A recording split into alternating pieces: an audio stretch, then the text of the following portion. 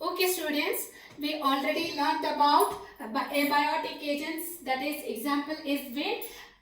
We learned the other day and today we revised, and biotic agents by different types of animals starting from insects to bats and birds and snails and slugs. All this we learned. Under that concept we learned also about the floral reward and pollen robbers and pollen rewards in the form of nectar, pollen grain and safe room for the insects to lay their eggs, or everything we learned. Now what is left out is another agent of abiotic agent example is water. So now in this concept we are going to learn about pollination by water, which is an example for a biotic agent, that is non-living thing. Example is water. So water pollinated flowers are called as hydrophilous, and this process is called as hydrophily. Hydrophily. Hydro means water. Hydrophily. What is hydrophily? Hydrophily is a type of cross-pollination which involves the transfer of pollen grains from a mature anther to the stigma of another flower through the agency of water is called as hydrophily. And such flowers where pollination is done by water is called as hydrophilous flowers, and such plants are called as hydrophilous plants. This hydrophily is of two types. Two types of hydrophily. First one is hypohydrophily. Hypohydrophily, and the other one is epihydrophily. Epihydrophily and hypohydrophily. Hypo means below. Epi means above. So hypohydrophily means pollination that takes place below the surface of water. Epihydrophily means the pollination that takes place above the surface of water. So there hydrophily is of two types, hypohydrophily and epihydrophily. Hypohydrophily, it is the true type of hydrophily. True type of water pollination is hydrophily, and it takes place below the surface of water, under the surface of water. Example for hypohydrophily is Zostera marina. Zostera marina, which is also called as seagrass. Seagrass is an example where hypohydrophily takes place. So what is hypohydrophily? Hypohydrophily is a type of pollination that takes place below the surface of water, and it is the true type of hydrophily. Example is Zostera marina, which is also called as seagrass. And Zostera marina is a dioecious marine angiosperm. Dioecious means unisexual. The male and female flowers are on different plants. So it is dioecious. It is a marine plant because it is found in salt water, that is oceans and seas. And it is an angiosperm. It is a flowering plant. So what is this seagrass? It is a dioecious marine angiosperm. These plants are totally submerged. So hypohydrophily takes place in totally submerged plants. For example, Zostera. And suppose this is the surface of water. This is the surface of water and this is the water. Here, this plant is completely submerged under water. It is completely submerged under water. And these are dioecious, remember. That is, the male and female flowers are on different plants. So I draw the sign for male sign and the female sign for the sake of understanding. So the male flower and female flowers are on different plants and they are totally submerged. Now the male plant will release the pollen grains, and these pollen grains are long and ribbon-like. Long and ribbon-like pollen grains are produced by this. Pollen grains are produced by the male plant. These long and elongated and long and ribbon-like pollen grains that are released by the male flower are carried passively by the current of water.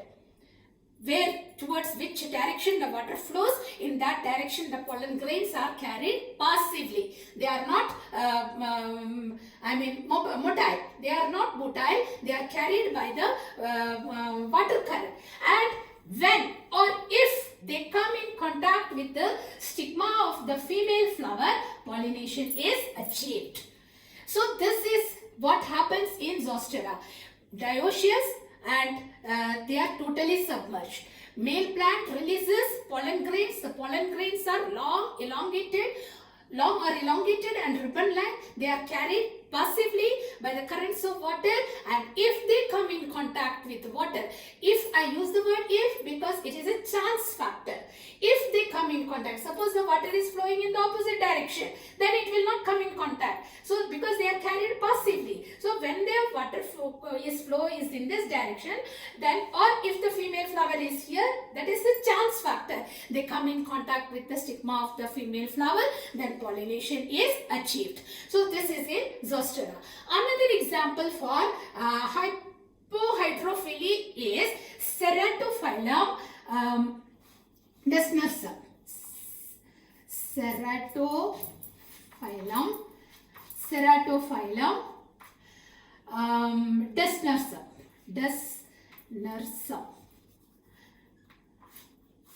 Ceratophyllum. This is also an example for hypohydrophily in another plant which is called as Ceratophyllum desnersum.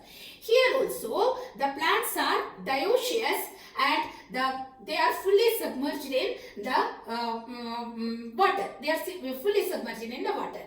Here also the male and female flowers are on separate plants because they are dioecious. Here what happens? It is not the pollen grain that is released. It is the stamen.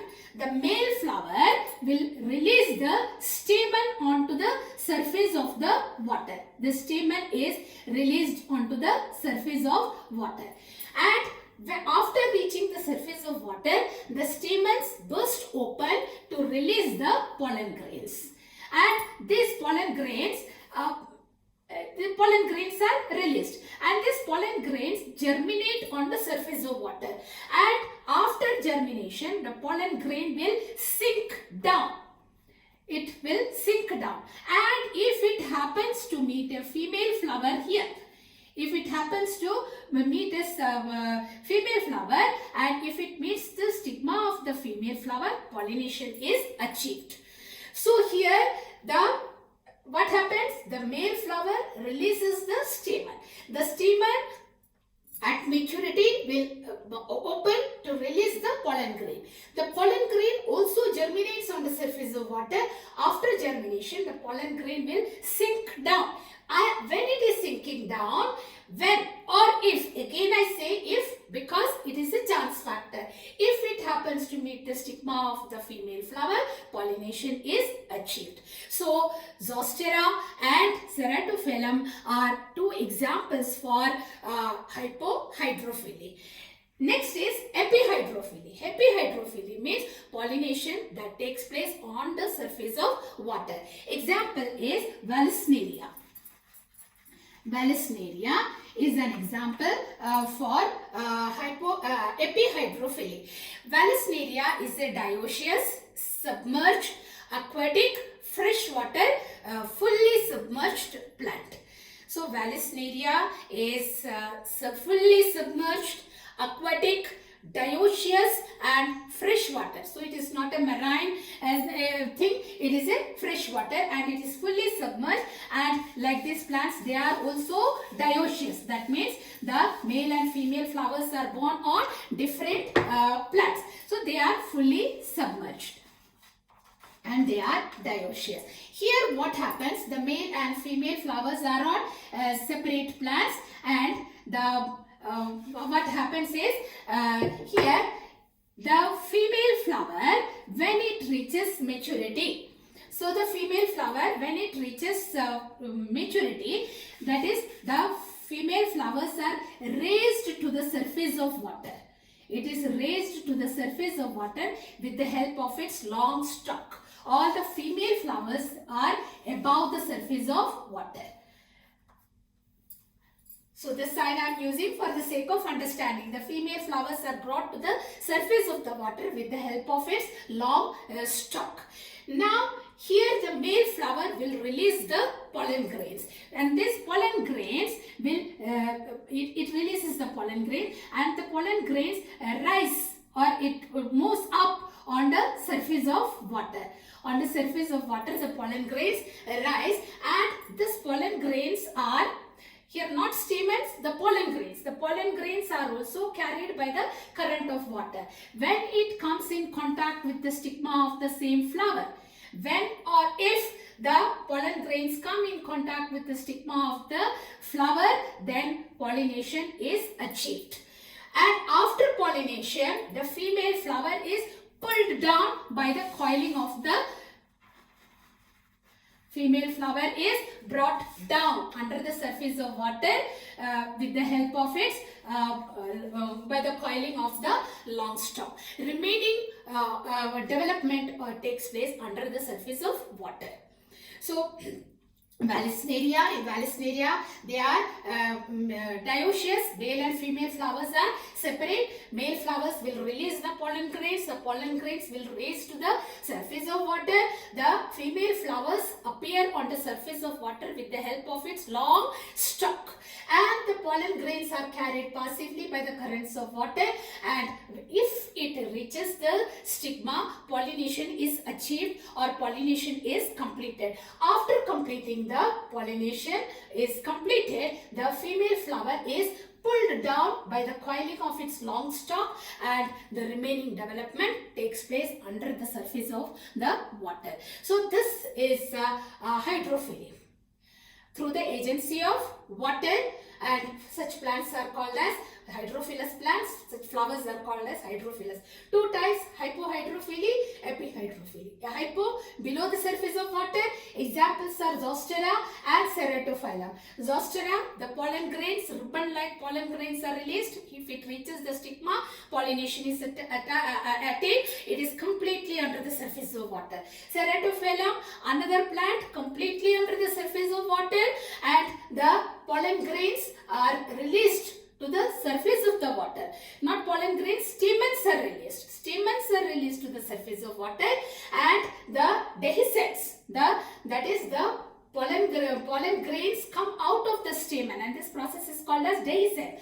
The anther dehisces and releases the pollen grains. The pollen grains also germinate on the surface of water, and if it comes in contact, and after pollination, after germination, the pollen grains sink down. While sinking down, if it comes in contact with the stigma, then pollination is achieved. In epihydrophily, the process of pollination is taking place above the surface of water.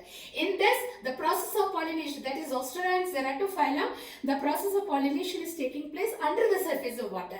In epihydrophily, in Vallisneria, the female flowers are brought to the surface of water with the help of its long stalk, and the stamens, pollen grains are released which rise to the surface of water. Pollination is taking place above the surface of water.